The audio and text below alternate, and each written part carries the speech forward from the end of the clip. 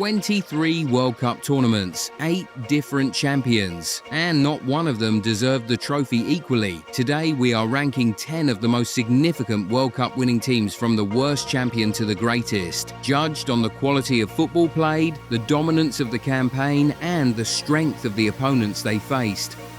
One team on this list won their final on a goal that 60 years of camera technology has never confirmed crossed the line. Another conceded just one goal across an entire 7-match tournament and held the defending world champions to 0 shots in 90 minutes of the final. And the team that sits at number 1 is the only squad in the history of the sport that prompted FIFA to retire the trophy and give it to them permanently. These rankings are going to make some of you angry. That is precisely the point. Number 10, England, 1966, the 101st minute of the World Cup final at Wembley. England against West Germany, 2-2. Geoff Hurst struck the ball against the underside of the bar. It bounced. The linesman gave it. England won 4-2.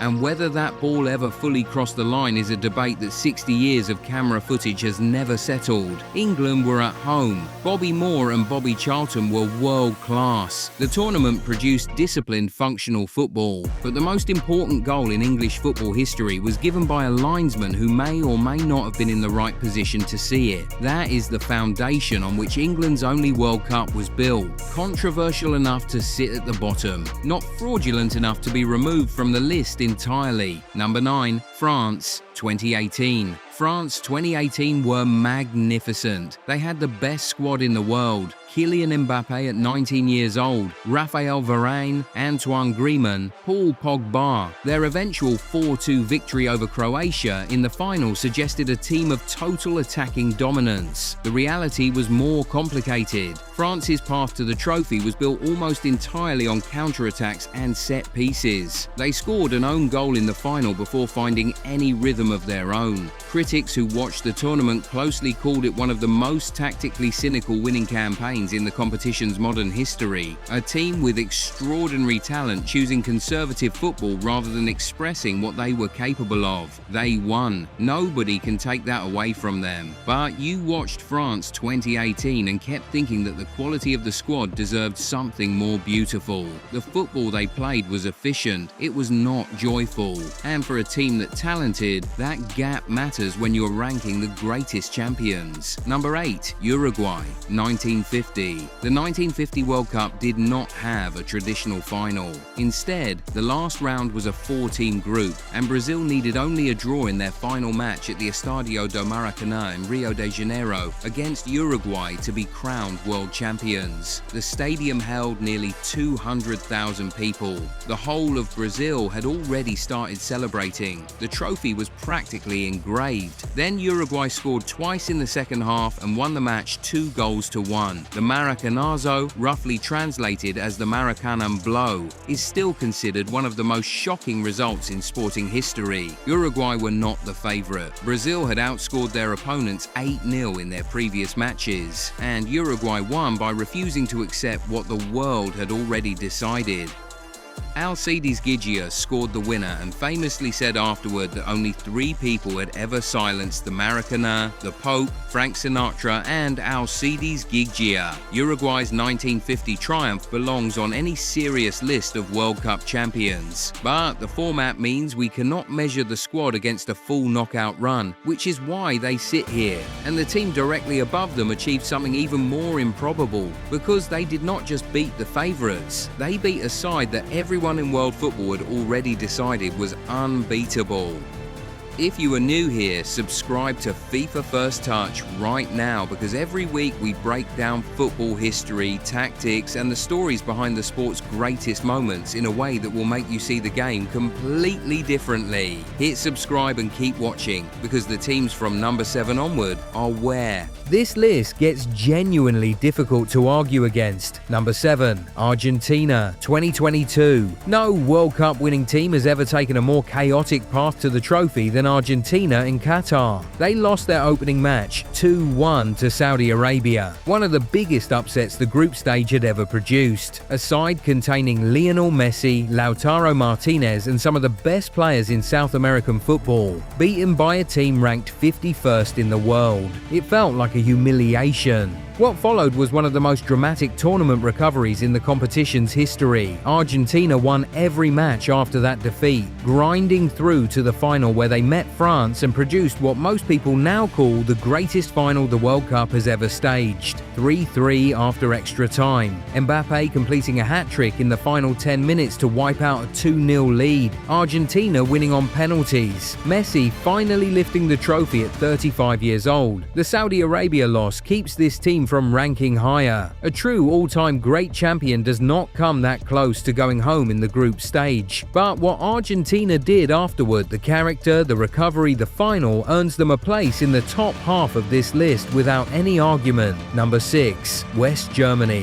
1954. There are World Cup moments that become legends, and then there is what West Germany did to Hungary on the 4th of July 1954 in Bern, Switzerland. Hungary's national team in the mid-1950s was not merely good. They were considered possibly the greatest collection of footballers the sport had ever assembled. Puskás, Kocsis, Hidegkuti. They had been unbeaten in 4 years and 29 matches. They had beaten England 6-3 at Wembley in 1953, the first time a foreign team had ever beaten England at home. In their group stage match against West Germany at the 1954 World Cup, they had won 8-3, inflicting one of the heaviest defeats in German football history. When these two teams met in the final, Hungary were expected to win comfortably. They led 2-0 within 8 minutes. Then West Germany scored twice before halftime. Helmut Rahn scored the winner in the 84th minute. West Germany won 3-2. The Miracle of Bern is the name it has carried ever since. A result so improbable that books and films have been made about it for 70 years. A team that had been beaten by the same opponent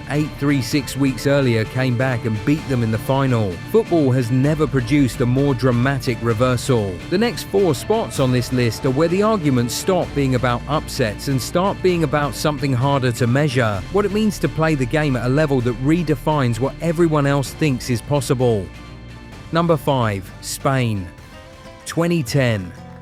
Spain in South Africa was the fullest expression of an idea that had been building for a decade. Tiki-taka. Short passing, constant movement, possession as a weapon. The ball as the method of both defense and attack. Guardiola had built it at Barcelona. Luis Aragonés and then Vicente del Bosque brought it to the national team. And in 2010, it reached its most convincing tournament argument. Xavi controlled matches from midfield in a way that made elite opponents look helpless. Iniesta was the heartbeat of everything. David Villa scored the goals. Iker Casillas, possibly the greatest goalkeeper of his generation, protected the defense. Spain did not win any of their knockout matches by more than 1 goal. Their defensive possession meant the games were close by design, not by accident. They were not trying to score more goals. They were trying to make it impossible for you to score any. And Andrés Iniesta's extra-time winner against the Netherlands in the final, a volley struck with a confidence that somehow matched the weight of the moment, gave Spain their first World Cup and one of the most memorable goals in the final's history.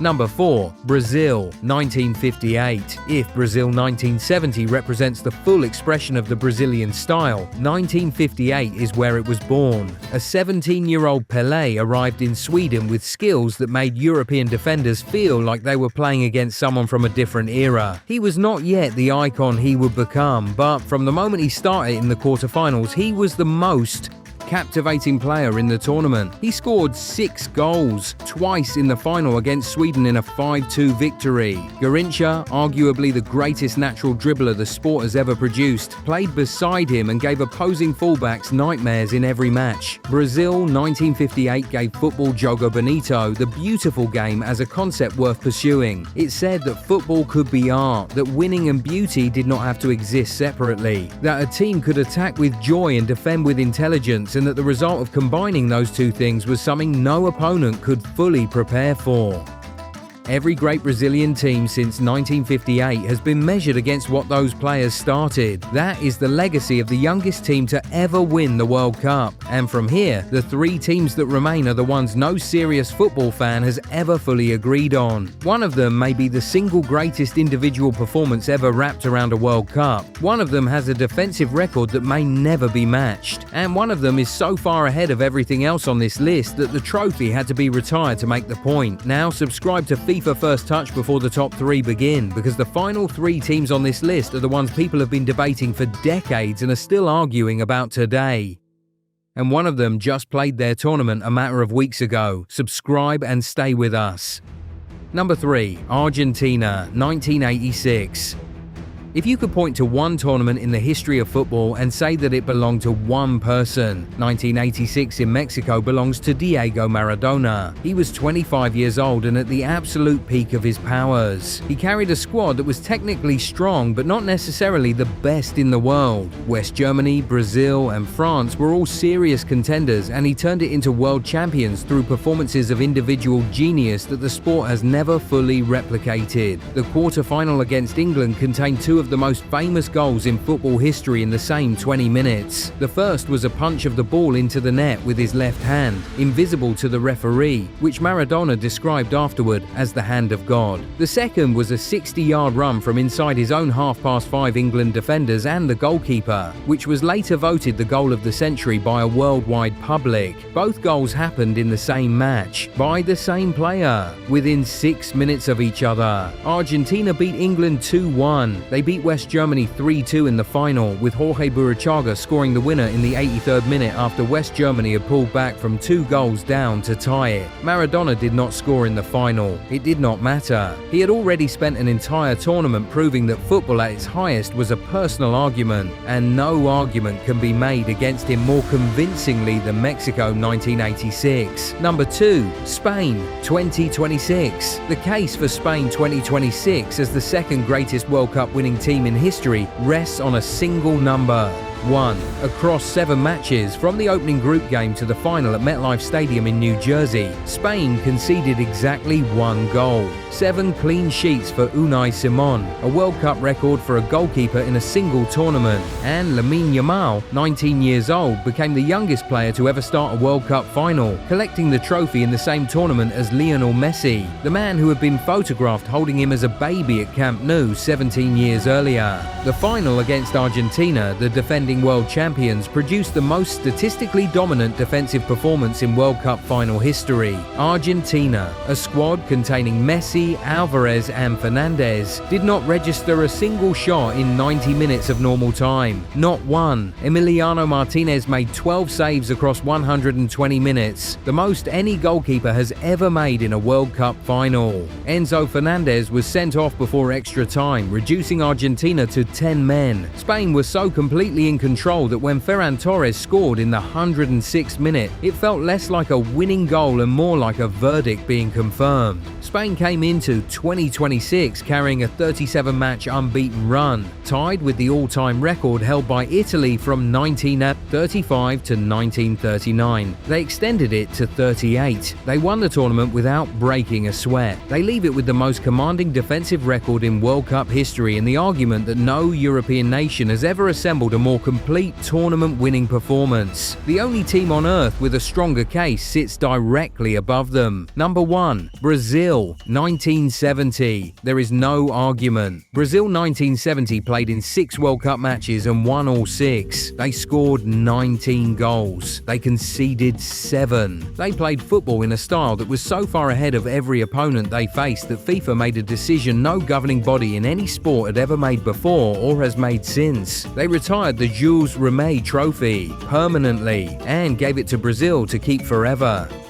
The squad was assembled around Pelé, who was 29 years old, healthy and fully convinced that this was the year he would show the world what he had been capable of all along. Jairzinho scored in every single match, all 6, which no player at a World Cup has ever done before or since. Rivellino struck free kicks with a ferocity that had defenders forming walls and still wondering if it would be enough. Tostão, an attacking player who had recently undergone surgery on a detached retina and was playing the tournament with significant risk to his sight, was one of the most complete footballers in the squad. Carlos Alberto, the captain and right back, scored the final goal of the tournament with a first-time drive from the edge of the penalty area that is still replayed more than 50 years later and still referred to as the perfect goal. They beat Italy 4-1 in the final. Italy had a world-class defense built around Giacinto Facchetti and Sandro Mazzola. It did not matter. Brazil was simply operating on a different level from everything else on the pitch. No World World Cup team before or since has left the competition with the feeling that they had not just won it, but settled something permanently about the nature of the sport. The Jules Rimet Trophy sits in Brazil. That is the only verdict that counts. 23 World Cup winners, 8 different countries, and one team that stands so far apart from the rest that the sport itself had to retire the trophy to make the argument for them. Now I want to hear from you and I want specific answers. First, is Brazil 1970 genuinely untouchable, or does Spain 2026's defensive record, 1 goal conceded, 0 shots against in the final, make a stronger case for the #1 spot than most people are willing to admit yet?